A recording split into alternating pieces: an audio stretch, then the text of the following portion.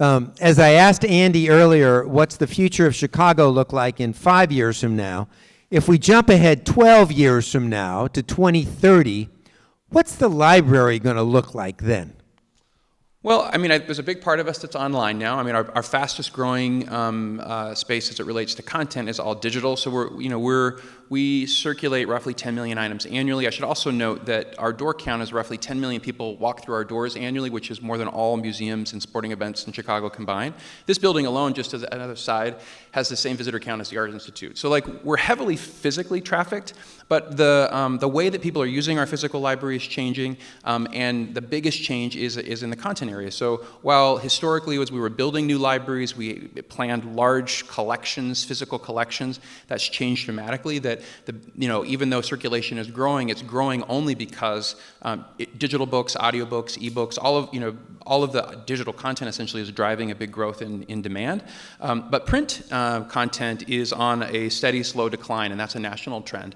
And so for us, there's a huge opportunity that as people are moving from the print space to the digital space, we know that print will have a long tail. That means we can turn the physical asset of the public library over to people, programs, and other activities. And so I think the library that we'll see 10, 20, 30 years in the future is still deeply physically rooted in our neighborhoods. It'll be a bastion of activities from making to learning to group learning, individualized learning, but it may look very different. It may not be with a physical book. It likely won't be with a physical book 20, 30 years from now. It'll likely be with various forms of technologies. It'll also be self-facilitated and online. I think that what we'll see is a whole new era of supporting individualized learning around content. And again, the current formats that we're using now are ebooks, audiobooks, and various different versions of that. But as you start seeing things in terms of the advancements in adaptive learning and the space of actually supporting individualized learning that isn't sort of rooted in a book or traditional materials, all of those are also part of our future online. Well, and that also would suggest that the space becomes more experiential for the public and continues to be a place where they can gather and come together. Yep, I love it. So how old is this Chicago Public Library now? I keep saying we're 140 years old, but I actually think we're now closer to 150 years old. Yeah, I think I saw a long time. 145. So Yeah. You've been around a long time. So with that age, lots of times organizations just become old legacy institutions where they continue to do things the same old way because it worked in the past. How do you alter that mindset? Yeah, it's tricky. And actually, I really liked Andrea's Zop's point earlier about public institutions. Oftentimes we don't see them as being fast-moving, but we are pretty fast-moving in many ways.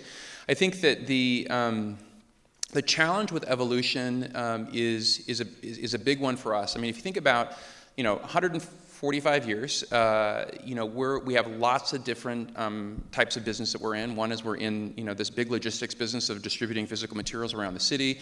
Another is that we're the largest provider of free homework assistance in the city, both online and in person. We have a big portfolio of programs that are cultural programs, out of school time learning, et cetera. And so in each of these different areas, it's almost like a bunch of mini organizations within ours. And I think that the challenge of sort of how we engage people on the process of evolution is tricky. So one thing that we've done is that we've leveraged the principles of design thinking, human-centered design. We've trained teams to be much more sophisticated in how they observe patron behavior, how they evolve programs and activities, leveraging sort of HCD as a tool to sort of accelerate that process. We do a lot of experimentation.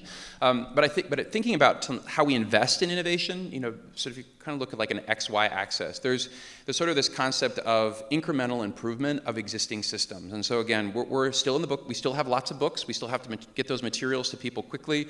So we're making incremental improvements to how we move those materials faster and faster.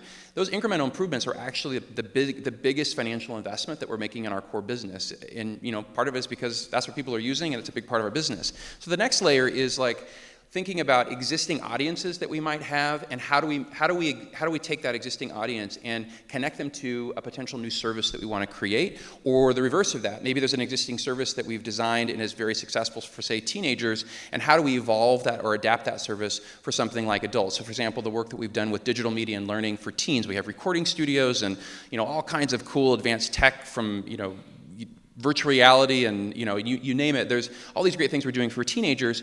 The question we asked when we started looking at the Maker Lab is how might we evolve that to supporting adults? So there's either the sort of the incremental of like looking at core business, there's taking one audience, connecting them to a new service, or taking an existing service and grabbing a new audience. And then there's sort of, again, like the blue sky stuff, which is actually the smallest financial investment. Often what we end up getting, news around is when we're taking a small investment, a small risk to do sort of out of the box experimentation. So that's how we think about innovation, and that's how we think about the investment against it.